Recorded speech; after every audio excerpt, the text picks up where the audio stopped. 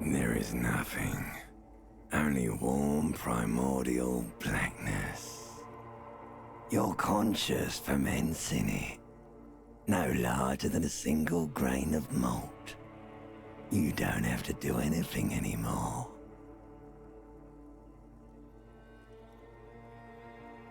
Ever. Never, ever.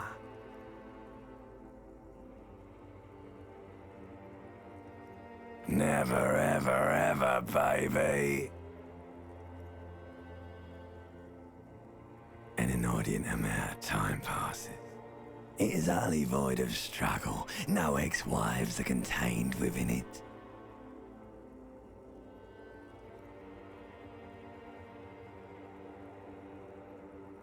An awareness creeps up on you. A mass lies hidden in your dead angle, soaking in some lurid acidic sauce. It's bloated and shameful, a ball of meat surrounding you. This is a terrible line of questioning, and it will only lead to more awareness of the meat thing.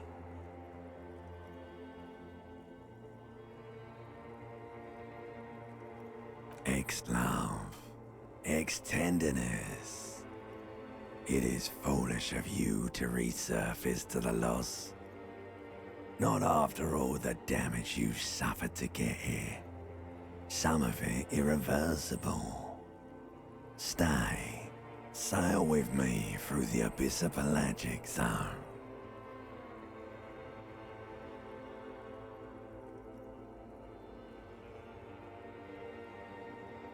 Do you really?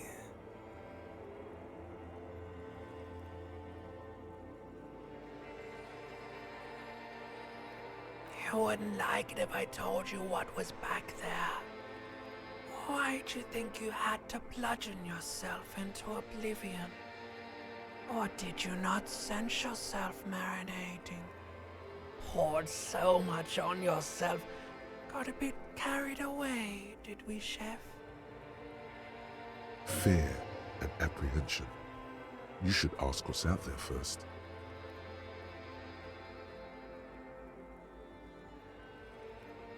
There's this giant ball there. An evil apes. And the evil apes are juking it out on the ball. You're one of them.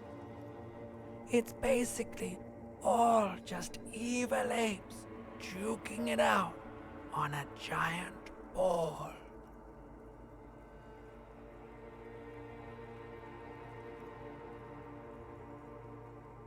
You can't even make out it's a ball when you're joking it out. It's that large.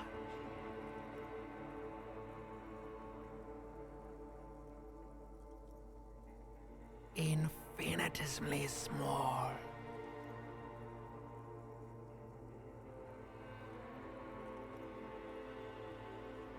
Vying for resources is just a stupid expression you picked up somewhere. The part of the presentation you want to take home with you is this. You have to beat the other evil apes in the face, or you lose. Somewhere in the sore, bloated man-meat around you. A sensation. Like a fly to the ointment, your conscience sticks to it. The limbed and headed machine of pain and undignified suffering is firing up again. It wants to walk the desert, hurting, longing, dancing to disco music.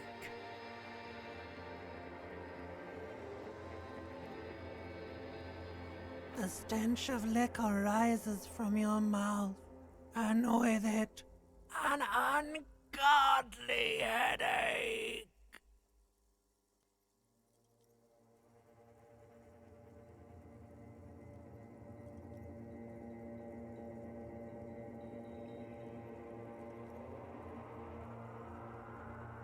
The A fiery streak penetrates your skull, trying to force your eyes open.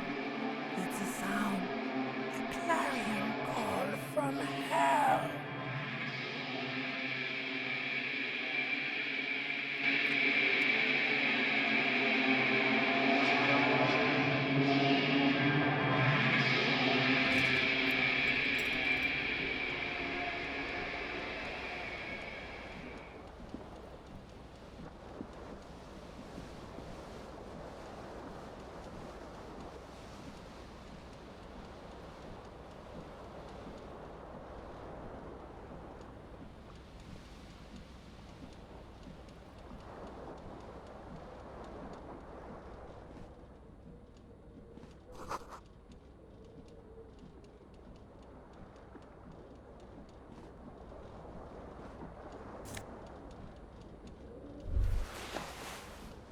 You hear a jingle. Keys are clinking in the pocket of your flare-cut pants. It says, whirling in rags, on the aluminium keyring. There is a single key on the ring. The number 1 is etched on it. It should open the door.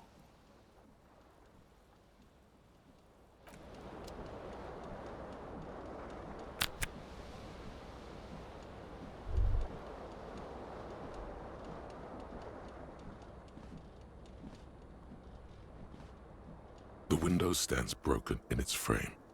Cold wind blows in.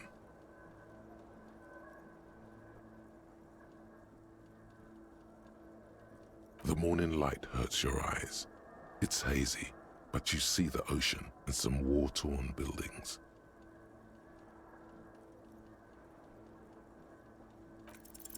What do you mean, assess the damage? How would you do that? What are you even trying to do?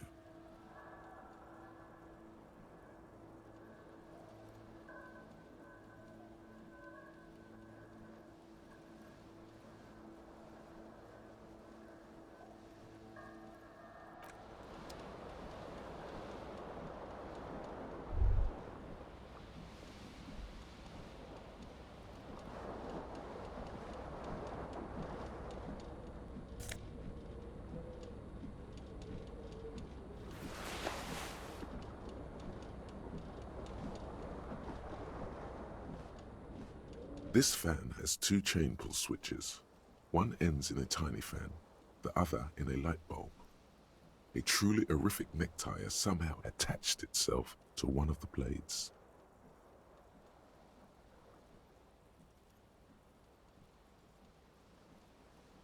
The blades come squeaking to a halt. It should be easier to reach the tie now.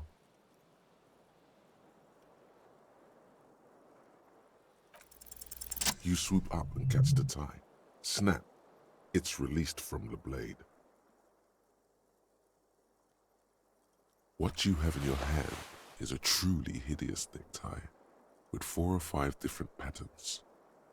The knot reminds you of a noose.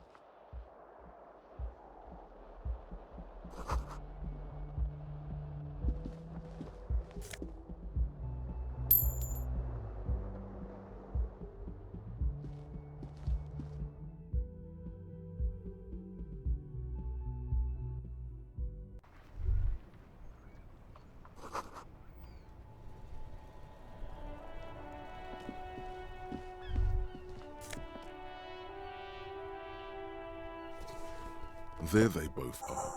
Two identical shoes, both copiously green and indiscriminately snakeskin, reunited on your feet. Good, they're balanced, comfy. Feels like the only good thing about you right now, truth be told.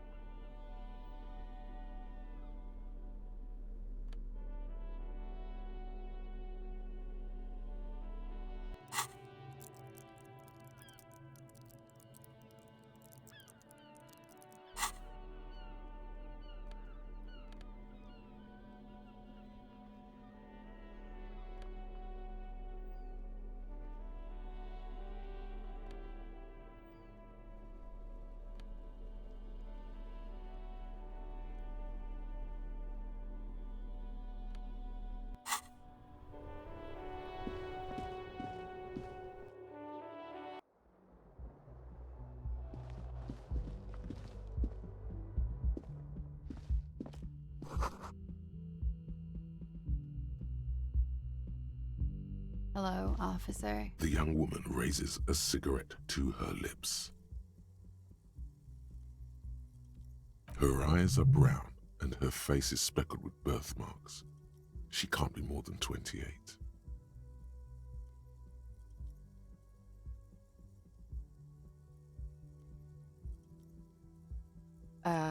No.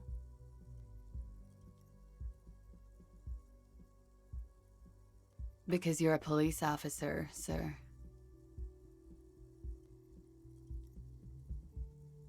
I'm not, unless you've been shitting us all this time. You've been here for 3 days, on official police business, no less. Couldn't say. In truth, so far, mostly drinking.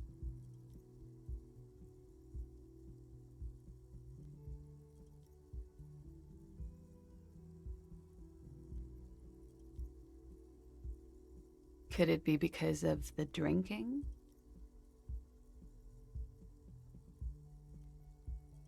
She hasn't had time to put her makeup on.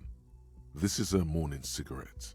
She looks tired, her beauty waning faster than it ought to at her age. Of course. Be careful, officer. They don't like the police around here.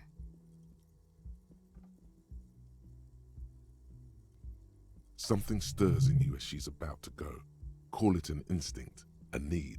The need to ask questions. It's like you've said the words 1,000,000 times before. She looks back at you, a light glinting off her eyes.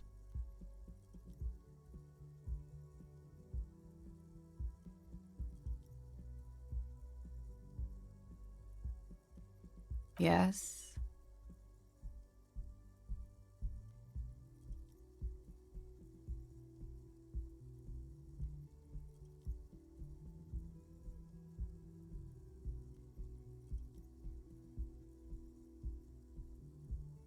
The dock workers are pretty cocky. They think they're police enough. At least here on the coast. I can't say about the rest of the city.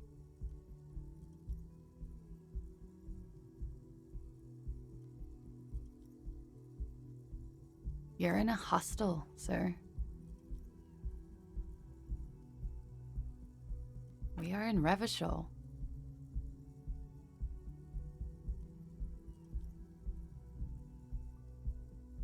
Forever and ever.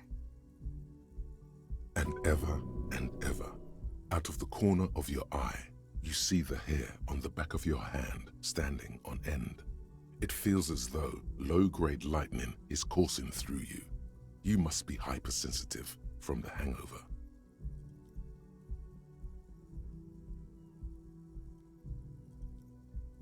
There was the usual ruckus, loud disco music. I couldn't say. It's impossible to hear people speaking from over here.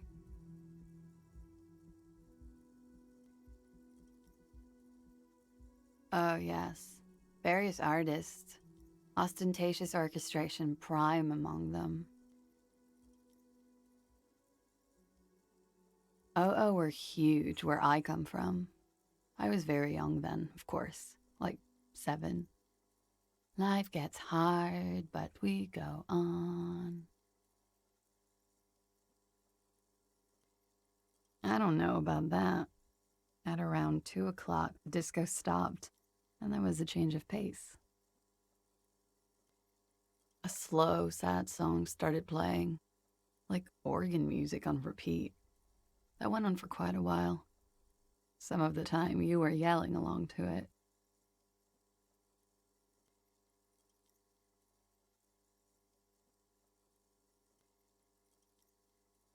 Yes, there was a church in there, a really small church, like the smallest, saddest church in the whole world.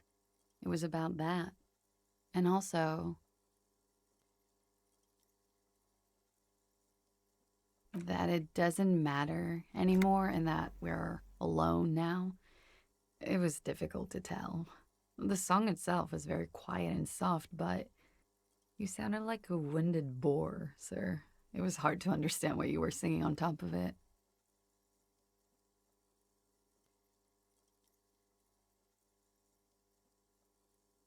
Then you started screaming and trashed the place.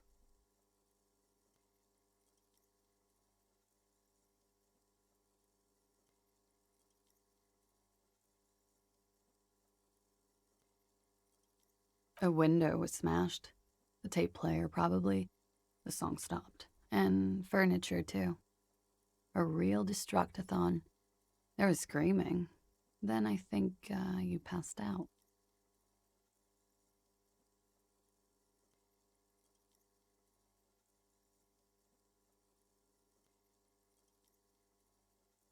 There was. I think you screamed that you didn't want to be this type of animal anymore.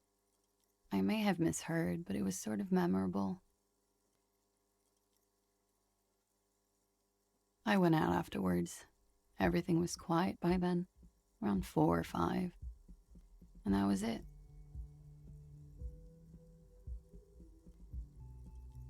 Glad to have been of assistance.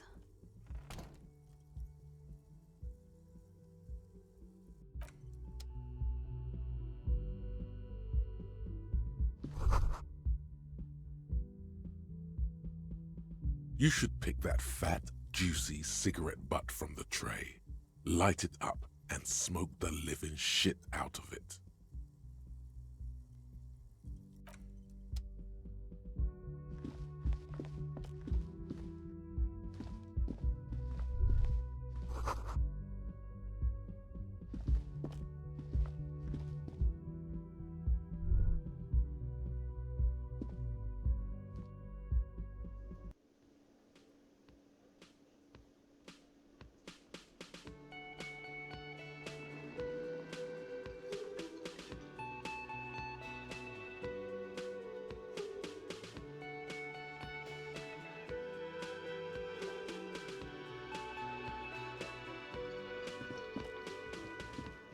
A man in his late 20s stands behind the counter, inspecting a stuffed seabird.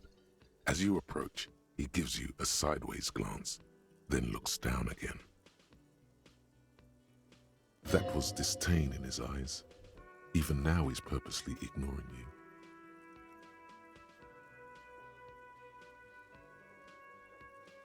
A competent work of taxidermy.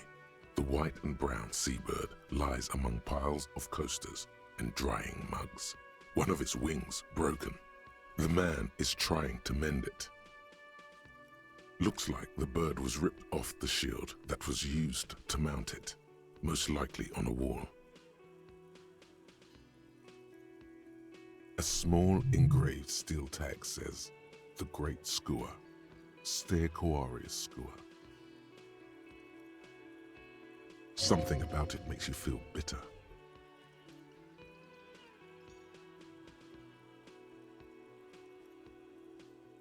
Look, your buddy is over there.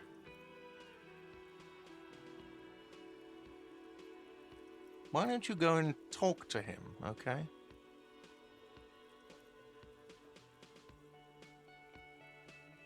He pretends not to hear you, concentrating on the bird instead.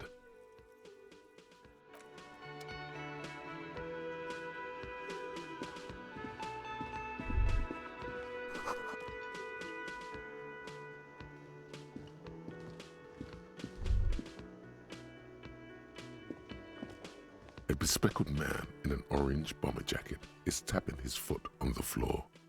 Looks like he's waiting for someone. You. As you approach, he narrows his eyes and extends his hand in greeting.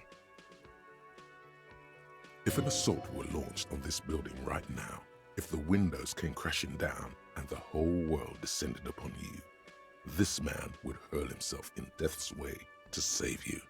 You are sure of this, but why?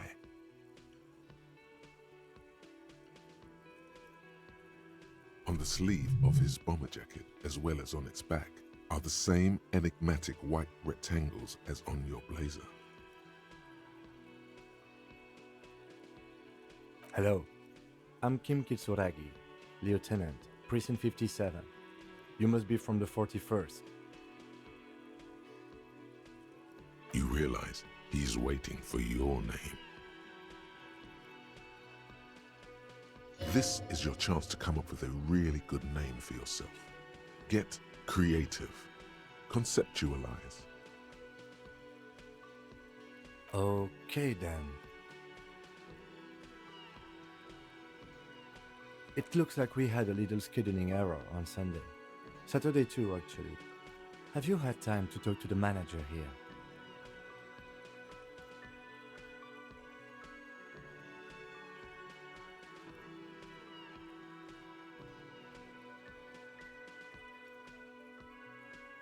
If you don't mind, we should talk to him again. Ask him for a rundown of the area. Now that I'm here as well. I understand the scene is out back, right? It also wouldn't hurt to assure him the police are finally here. In full force, I mean.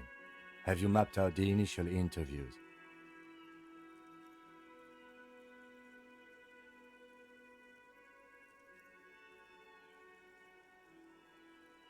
At the 57th, we like to prepare an initial list of persons of interest, and then just skim the surface. Prepare the field, get to know the players. You don't do that? Maybe it's not an inter-district practice.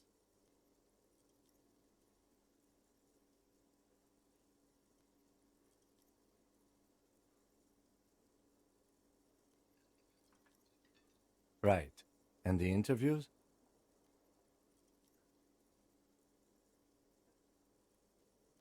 Okay, we'll have time for that after we take a look at the coroner's case. Have you removed the dead body from the tree?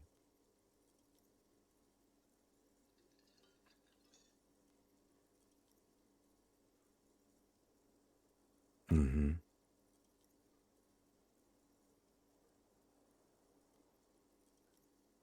So, the body is still in the tree. This is the first time you detect a weariness in the lieutenant's voice. It is obvious he would have preferred for the body to no longer be in the tree. Where it has been hanging for 7 days straight. We should go there as soon as we are done talking to the owner.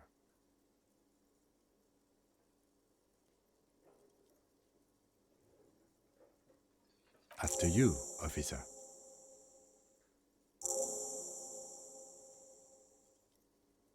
If you're about to embark on an investigation, shouldn't you have a badge? You mean you don't have a badge?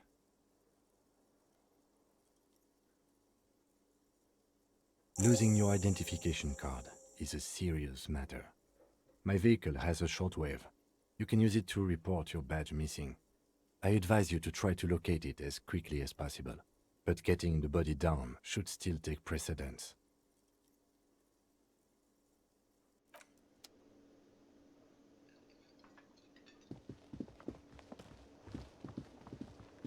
The man with the unimpressive beard notices you approaching. He drops the ledger he was holding and turns to the lieutenant. Mr. Gart, right? You run this place. Yes. I am Kim Kitsuragi from Precinct 57. This is an inter-district investigation, so joining me from Precinct 41...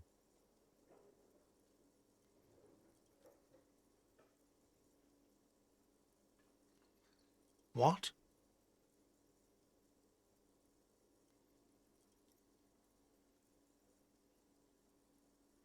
I have no idea what that means.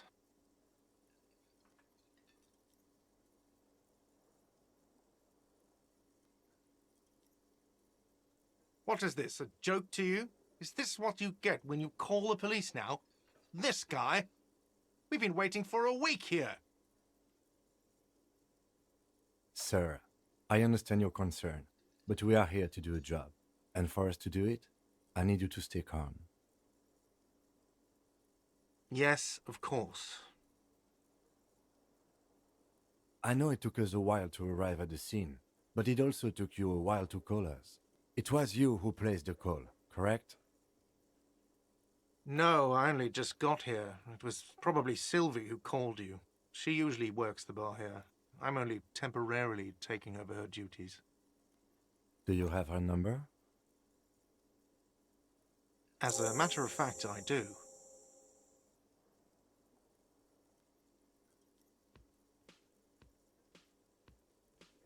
This sounds like something you can use to call this Sylvie later. You said you just got here. From where? Are you a local? What, of Martinez? No, I live in Jamrock. I only sometimes come here to keep an eye on the place. This is just one of the many, many cafeterias I manage. But you still know your way around, yes? In case we need directions. Yes, I know where some things are, but as I said, I don't live here. I just used to work here. And I'm not going to start working here again, if that's what you think. I didn't imply that. Detective. I have everything. You?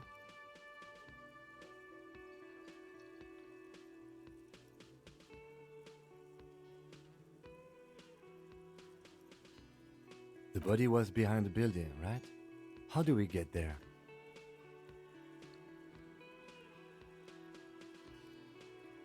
Behind this building, there's a courtyard. They hoisted him up on a tree there. And how do we get there? See that door there? Go out and turn right. There's a big hole in the fence. No need for a key. Just go through that hole and you'll be in the courtyard.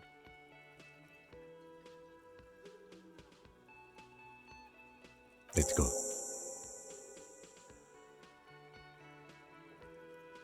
Not so fast. You owe me 130 real.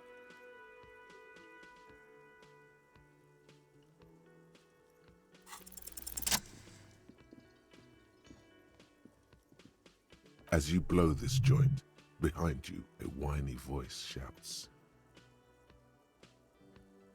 Real mature, man. Real mature.